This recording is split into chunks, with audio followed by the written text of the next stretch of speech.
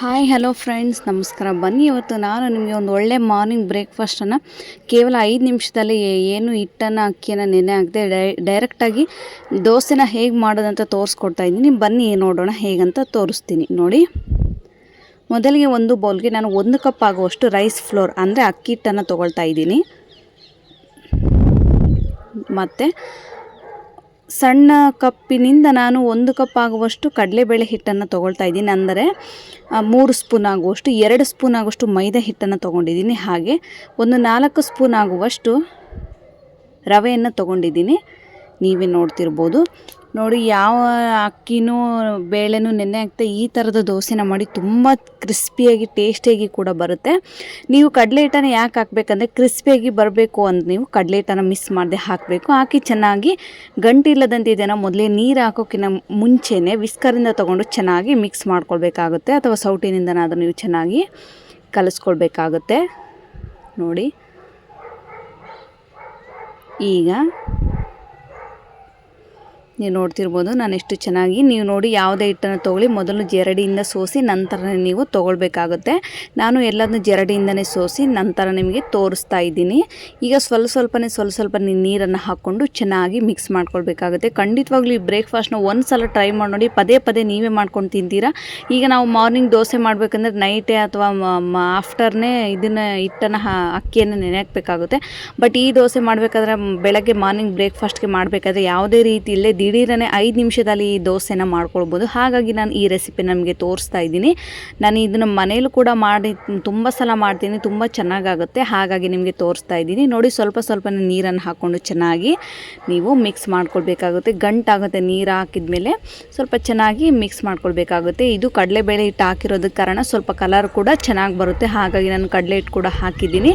ಸ್ವಲ್ಪ ಅಕ್ಕಿ ಹಿಟ್ಟು ಜಾಸ್ತಿ ಇದ್ದರೆ ಚೆನ್ನಾಗಿ ಬರುತ್ತೆ ದೋಸೆ. ನೀವು ಬೇಕು ಅಂದರೆ 1.5 ಕಪ್ ಆದರೂ ಹಾಕ್ಕೊಳ್ಬೋದು. ನಾನಿಲ್ಲಿ 1 ಕಪ್ ಆಗೋಷ್ಟು ಅಕ್ಕಿ ಹಿಟ್ಟು, ನಂತರ 2 ಸ್ಪೂನ್ ಆಗುವಷ್ಟು ಮೈದಾ ಹಿಟ್ಟು, ಹಾಗೂ 4 ಸ್ಪೂನ್ ಆಗುವಷ್ಟು ಕಡಲೆ ಹಿಟ್ಟು, ಹಾಗೂ ಒಂದು 4 ಸ್ಪೂನ್ ಆಗುವಷ್ಟು ರವೆಯನ್ನು ತೊಗೊಂಡಿದ್ದೀನಿ. ಯಾವುದಾದ್ರೂ ರವೆ ಆ್ಯಸ್ ಯು ಲೈಕ್. ನೀವು ಉಪ್ಪಿಟ್ಟು ರವನಾದರೂ ತೊಗೊಳ್ಬೋದು, ಸೂಜಿ ರವನಾದರೂ ತೊಗೊಳ್ಬೋದು. ನಾನಿಲ್ಲಿ ಉಪ್ಪಿಟ್ಟು ರವನ ತೊಗೊಂಡಿದ್ದೀನಿ. ಈಗ ಚೆನ್ನಾಗಿ ನೀರಲ್ಲಿ ಹಾಕಿ ಮಿಕ್ಸ್ ಮಾಡ್ಕೊಳ್ತಾ ಇದ್ದೀನಿ. ನೀವೇ ನೋಡ್ತಿರ್ಬೋದು ನೋಡಿ. ನಾನು ಒಂದೇ ಸಲ ನೀರನ್ನು ಹಾಕಿಲ್ಲ, ಸ್ವಲ್ಪ ಚೆನ್ನಾಗಿ ಹದವಾಗಿ ಬರೋದಕ್ಕೆ ನಮಗೆ ಎಷ್ಟು ಬೇಕಷ್ಟು ಇಂಗ್ರೀಡಿಯೆಂಟ್ಸ್ ಮೇಲೆ ನೀರನ್ನು ಹಾಕ್ಕೊಳ್ಬೇಕಾಗುತ್ತೆ ನೋಡಿ. ಈ ಹಿಟ್ಟು ಸ್ವಲ್ಪ ನೀರು ಜಾಸ್ತಿನೇ ಇರಬೇಕಾಗುತ್ತೆ. ನೀವೇ ನೋಡ್ತಿರ್ಬೋದು. ಅದಾಗಲಿ ನಾವು ನೀರು ಹಾಕ್ತಾ ಗೊತ್ತಾಗ್ಬಿಡುತ್ತೆ. ಸ್ವಲ್ಪ ಒಂದು ಲೆಕ್ಕ, ಯಾವ್ದು ಲೆಕ್ಕಪ್ಪ ಅಂದರೆ ಈಗ ಮಜ್ಜಿಗೆ ಇರುತ್ತಲ್ವ, ಅದಕ್ಕೆ ಬರಬೇಕು. ಆ ಥರ ನೀವು ನೀರನ್ನು ಹಾಕ್ಕೊಂಡು ಚೆನ್ನಾಗಿ ಕಲಿಸ್ಕೋಬೇಕಾಗುತ್ತೆ. ಎಷ್ಟು ಚೆನ್ನಾಗಿ ನೀವು ಮಿಕ್ಸ್ ಮಾಡ್ಕೊಳ್ತೀರೋ ಅಷ್ಟು ಚೆನ್ನಾಗಿ ಈ ದೋಸೆ ರೆಡಿ ಆಗುತ್ತೆ ನೋಡಿ. ನಾನು ಗಂಟಿಲ್ಲದಂತೆ ಚೆನ್ನಾಗಿ ದೋಸೆನ ತೋರಿಸ್ತೀನಿ ನಿಮಗೆ ನೋಡಿ. ಈಗ ಅಟ್ಲೀಸ್ಟ್ ಇದು 10 ಮಿನಿಟ್ಸ್ ಆದರೂ ಇಟ್ಟು ಚೆನ್ನಾಗಿ ನೆನಿಬೇಕಾಗುತ್ತೆ. ಹಾಗಾಗಿ ನಾನು ಒಂದು ಪ್ಲೇಟನ್ನು ಮುಚ್ಚಿಟ್ಟು ಒಂದು 10 ಮಿನಿಟ್ಸ್ ಆದಮೇಲೆ ಈಗ ತೆಗೆದು ಈಗ ಸ್ವಲ್ಪ ಕಟ್ ಮಾಡಿ ಇಟ್ಕೊಂಡಿರುವಂತಹ ಕೊತ್ತಂಬರಿ, 1 ಸ್ಪೂನ್ ಆಗೋಷ್ಟು ಜೀರಿಗೆಯನ್ನು ಹಾಕೋದ್ರಿಂದ ಫ್ಲೇವರ್ ತುಂಬ ಚೆನ್ನಾಗಿ ಬರುತ್ತೆ. ಹಾಗಾಗಿ 1 ಸ್ಪೂನ್ ಜೀರಿಗೆಯನ್ನು ಹಾಕ್ತಾಯಿದ್ದೀನಿ. ಸ್ವಲ್ಪ ಬೆಳ್ಳುಳ್ಳಿಯನ್ನು ಹಾಕ್ತಾಯಿದ್ದೀನಿ, ಹಾಗೂ ಸ್ವಲ್ಪ ಕಟ್ ಮಾಡಿ ಇಟ್ಕೊಂಡಿರುವಂತಹ ಕರಿಬೇವನ್ನು ಹಾಕ್ತಾಯಿದ್ದೀನಿ ನೋಡಿ. ಈಗ ಚೆನ್ನಾಗಿ ಮಿಕ್ಸ್ ಮಾಡ್ಕೊಳ್ಳಿ. ಸ್ವಲ್ಪ ಹಾಗೂ ರೆಡ್ ಚಿಲ್ಲಿ ಫ್ಲೆಕ್ಸನ್ನು ಹಾಕ್ತಾಯಿದ್ದೀನಿ. ನಾನು ಹಸಿಮೆಣ್ಸಿನ್ಕಾಯಿ ಹಾಕಿಲ್ಲ, ಬಿಕಾಸ್ ಹಸಿಮೆಣ್ಸಿನ್ಕಾಯಿ ಹಾಕಿದರೆ ನನ್ನ ಮಗಳು ಅದನ್ನು ತೆಗೆದು ಕೂಡ ತಿಂತಾಳೆ.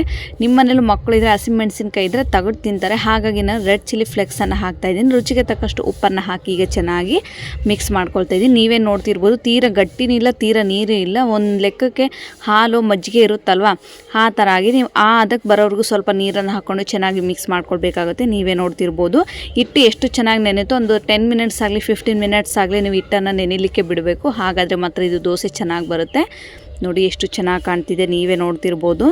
ತೀರ ನೀರು ಆಗಿಲ್ಲ, ತೀರ ಗಟ್ಟಿ ಕೂಡ ಆಗಿಲ್ಲ, ಅಷ್ಟು ಚೆನ್ನಾಗಿ ದೋಸೆಗೆ, ಈ ನೀರು ದೋಸೆಗೆ ಹಿಟ್ಟು ರೆಡಿಯಾಗಿದೆ ಅಂತಲೇ ಹೇಳ್ಬೋದು. ಈಗ ಗ್ಯಾಸನ್ನು ಇದನ್ನು ಸೈಡಲ್ಲಿ ಎತ್ತಿಟ್ಕೊಂಡು ಗ್ಯಾಸ್ ಆನ್ ಮಾಡಿಕೊಂಡು ತವಾನ ಸ್ವಲ್ಪ ನೀವು ಹೈ ಫ್ಲೇಮಲ್ಲೇ ಕಾದಿಸ್ತಿರ್ಬೇಕಾಗುತ್ತೆ. ಯಾಕೆ ಅಂದರೆ ಇದು ರವೆ ದೋಸೆ, ನೀರು ದೋಸೆ ಅಲ್ವಾ, ಹಾಗಾಗಿ ತವಾನ ಸ್ವಲ್ಪ ನೀವು ಹೈ ಫ್ಲೇಮಲ್ಲೇ ಬೇಯಿಸ್ಕೊಳ್ಬೇಕಾಗುತ್ತೆ. ಎಣ್ಣೆಯನ್ನು ಹಾಕಿ ಈ ಥರ ನಾನು ಎಲ್ಲ ಸುತ್ತಲಿ ಈ ಥರ ಸೌಟ್ನಿಂದ ಬ್ರಷ್ನಿಂದ ಅಂತ ನೀವೇ ನೋಡ್ತಿರ್ಬೋದು. ಆಯಿಲ್ ಬ್ರಷ್ ಇರುತ್ತಲ್ವ, ಅದರಿಂದ ನಾವು ಅನ್ಕೋಬೋದು, ಇಲ್ಲ ನೀವು ಸೌಟಿಂದನೇ ಚೆನ್ನಾಗಿ ಅನ್ಕೋಬೋದು ನೋಡಿ. ಈ ಥರ ಚೆನ್ನಾಗಿ ನೀವು ಅಂದ್ಕೊಳ್ಬೇಕಾಗುತ್ತೆ. ಅಂದ್ಕೊಂಡು ಗ್ಯಾಸ್ ಸ್ವಲ್ಪ ಎಣ್ಣೆನ ಜಾಸ್ತಿ ಹಾಕ್ಕೊಳ್ಬೇಕಾಗುತ್ತೆ, ಇಲ್ಲಾಂದರೆ ತವಾದಲ್ಲಿ ಹತ್ಕೊಂಡ್ಬಿಡುತ್ತೆ ಅದು. ಹಾಗಾಗಿ ನಾನು ಎಣ್ಣೆಯನ್ನು ಸ್ವಲ್ಪ ಜಾಸ್ತಿ ಹಾಕಿ ಈ ಥರ ನೋಡಿ ಚೆನ್ನಾಗಿ ದೋಸೆನ ಹಾಕ್ತಾಯಿದ್ದೀನಿ. ಅಲ್ಲಿ ಗ್ಯಾಪ್ ಇದ್ದತ್ತಲ್ಲಿ ನೀವೆಲ್ಲ ಸ್ವಲ್ಪ ತೊಗೊಂಡು ಫುಲ್ಫಿಲ್ ಮಾಡ್ಕೊಳ್ಬೇಕಾಗುತ್ತೆ. ಅದು ಯಾಕೆಂದರೆ ನೀರು ದೋಸೆ ಅಲ್ವಾ, ಹಾಗಾಗಿ ಒಂದೇ ಸಮನೆ ಹಾಕಲಿಕ್ಕೆ ಹೋದರೆ ಬರೋದಿಲ್ಲ.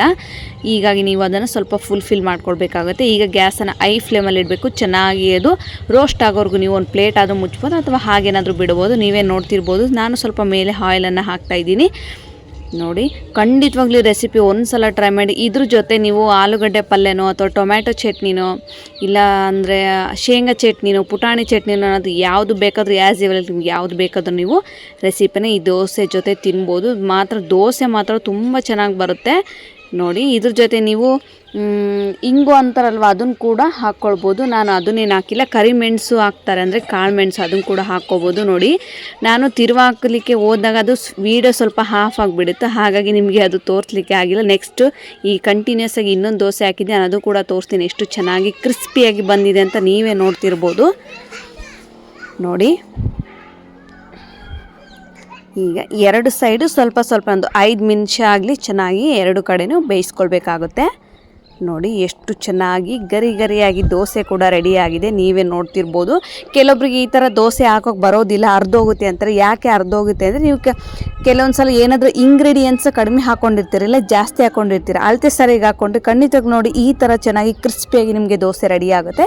ನಾನು ಇನ್ನೊಂದು ಸಲ ನಿಮಗೆ ಹಾಕಿ ಮಾತ್ರ ತೋರಿಸ್ತಾ ಇದ್ದೀನಿ, ನೀವೇ ನೋಡ್ತಿರ್ಬೋದು. ಈಗ ಎಣ್ಣೆಯನ್ನು ಹಾಕಿ ನಾನು ಸೌಟಿಂದನೇ ಚೆನ್ನಾಗಿ ಈ ಥರ ಅಂದ್ಕೊಳ್ತಾ ಇದ್ದೀನಿ. ಕೆಲವರು ಅಕ್ಕಿ ಹಿಟ್ಟು ಜಾಸ್ತಿ ಹಾಕಿದರೆ ಅಂಟು ಬಿಡುತ್ತೆ. ನೀವು ಕಪ್ಪಾಗಿ ಮೆಜರ್ಮೆಂಟಲ್ಲೇ ಕರೆಕ್ಟಾಗಿ ಮಾಡಿಕೊಂಡ್ರೆ ಸ್ವಲ್ಪ ಹೆಚ್ಚು ಕಡಿಮೆ ನಡೆಯುತ್ತೆ. ಬಟ್ ನೀವೇನಾದರೂ ಜಾಸ್ತಿ ಹಾಕಿದರೆ ಆ ಥರದ ಸಮಸ್ಯೆ ಆಗುತ್ತೆ. ಹಾಗಾಗಿ ನೀವು ನಾನು ಹೇಳಿದ್ದು ರೂಲ್ಸ್ನೇ ಫಾಲೋ ಮಾಡಿ ಹಾಕಿದರೆ ಖಂಡಿತವಾಗ್ಲೂ ದೋಸೆ ಮಾತ್ರ ಗರಿಯಾಗಿ ನಿಮಗೆ ರೆಡಿ ಆಗುತ್ತೆ. ನೋಡಿ, ಸೆಕೆಂಡ್ ದೋಸೆ ಹಾಕ್ತಾ ಇದ್ದೀನಿ. ಅಲ್ಲೆಲ್ಲ ಗ್ಯಾಪ್ ಇದೆಯಲ್ಲ ಫುಲ್ಫಿಲ್ ಎಲ್ಲ ಮಾಡ್ಕೊಳ್ಬೇಕಾಗುತ್ತೆ. ನಾವು ದೋಸೆ ಇಟ್ಟು ಅಕ್ಕಿಯನ್ನು ನೆನೆ ಹಾಕಿ ಹಾಕ್ತೀವಲ್ವ, ಆ ದೋಸೆಗಿಂತ ಈ ದೋಸೆ ತಿನ್ನಲಿಕ್ಕೆ ತುಂಬ ಚೆನ್ನಾಗಿರುತ್ತೆ. ಹಾಗಾಗಿ ನಾನು ಈ ರೆಸಿಪಿ ನಮಗೆ ತೋರಿಸ್ತಾ ಇದ್ದೀನಿ. ಖಂಡಿತವಾಗ್ಲೂ ಈ ವಿಡಿಯೋ ಯಾರೆಲ್ಲ ನೋಡ್ತಾ ಇದ್ರು, ನನ್ನ ವಿಡಿಯೋ ಏನಾದರೂ ಹೊಸ್ದಾಗಿ ನೋಡ್ತಿದ್ರೆ ನನ್ನ ಚಾನಲ್ಗೆ ಲೈಕ್ ಮಾಡಿ, ಶೇರ್ ಮಾಡಿ ಹಾಗೂ ಸಬ್ಸ್ಕ್ರೈಬ್ ಮಾಡ್ಕೊಳ್ಳೋದನ್ನು ಮಾತ್ರ ಮರಿಬೇಡಿ. ನನ್ನ ಹೊಸ ವೀಡಿಯೋಗಳಿಗೆ ನಿಮಗೆ ನೋಟಿಫಿಕೇಷನ್ ಬೇಕು ಅಂದರೆ ನನ್ನ ಚಾನಲ್ಗೆ ನೀವು ಸಬ್ಸ್ಕ್ರೈಬ್ ಮಾಡ್ಕೊಳ್ಬೇಕಾಗುತ್ತೆ. ನೋಡಿ, ಈಗ ನಾನು ಸ್ವಲ್ಪ ಎಣ್ಣೆಯನ್ನು ಹಾಕ್ತಾಯಿದ್ದೀನಿ. ಈಗ ನಿಮಗೆ ನೋಡಿ, ಸುತ್ತಲೂ ಫಸ್ಟಿಗೆ ಏನಿದೆಯಲ್ಲ ಅದು ಗ್ಯಾಸನ್ನು ನೀವು ಸ್ವಲ್ಪ ಐ ಫ್ಲೇಮಲ್ಲಿ ಇಟ್ಕೊಳ್ಬೇಕಾಗುತ್ತೆ. ಈಗ ಐ ಫ್ಲೇಮಲ್ಲಿ ಇಟ್ಕೊಂಡು ಚೆನ್ನಾಗಿ ಸುತ್ತಲೇನು ತಳ ಇರುತ್ತಲ್ವ ಅದನ್ನು ತಗೊಳ್ಬೇಕು. ಡೈರೆಕ್ಟಾಗಿ ನೀವು ಒಮ್ಮೆಲೆ ನೀವು ಹೋಗಿ ದೋಸೆನ ತಿರುಗಿಸ್ಲಿಕ್ಕೆ ಹೋದರೆ ಖಂಡಿತವಾಗ್ಲೂ ಬರೋದಿಲ್ಲ, ಅರ್ಧೋಗ್ಬಿಡುತ್ತೆ. ನೋಡಿ, ಈಗ ಫುಲ್ ರೋಸ್ಟ್ ಆಗಿದೆ. ನಿಮಗೆ ಗೊತ್ತಾಗ್ಬಿಡುತ್ತೆ ಆಗಲೇ ರೋಸ್ಟ್ ಆದರೆ. ಸುತ್ತಲೂ ಎಲ್ಲ ಬ್ರೌನ್ ಕಲರ್ಗೆ ಬರುತ್ತೆ. ದೋಸೆ ಏನಾದರೂ ರೆಡಿ ಆಗಿದೆ ನೋಡಿ, ಈ ಥರ ಸುತ್ತಲೂ ಚೆನ್ನಾಗಿ ನೀವು ಅಂದ್ಕೊಂಡು ನಾನು ನಿಮಗೆ ತಿರುಗಿಸಿ ತೋರಿಸ್ತಾ ಇದ್ದೀನಿ. ಎಷ್ಟು ಚೆನ್ನಾಗಿ, ಎಷ್ಟು ಗರಿಯಾಗಿ ಕ್ರಿಸ್ಪಿಯಾಗಿ ಅಕ್ಕಿ ದೋಸೆ ಅಂತಲೇ ಹೇಳ್ಬೋದು. ಎಷ್ಟು ಚೆನ್ನಾಗಿ ನೋಡಿ, ತುಂಬ ಚೆನ್ನಾಗಿ ಬಂದಿದೆ. ಹಾಗಾಗಿ ನೀವು ಖಂಡಿತವಾಗ್ಲೂ ಮಾರ್ನಿಂಗ್ ಬ್ರೇಕ್ಫಾಸ್ಟ್ಗಾದರೂ ಮಾಡ್ಬೋದು ಅಥವಾ ಈವ್ನಿಂಗ್ ಸ್ನ್ಯಾಕ್ಸ್ ದಿಢೀರನೇ ದೋಸೆ ಮಾಡಿ ಅಂತ ಮನೇಲಿ ಹೇಳಿದರೆ ಈ ಥರ ನೀವು ಅಕ್ಕಿ ದೋಸೆನೂ ಕೂಡ ಮಾಡಿಕೊಡ್ಬೇಕಾಗುತ್ತೆ. ನೋಡಿ, ಈಗ ನಿಮಗೆ ಎರಡು ಸೈಡ್ ಕೂಡ ನಾನು ಚೆನ್ನಾಗಿ ಬೆನ್ಸಿ ತೋರಿಸ್ತಾ ಇದ್ದೀನಿ.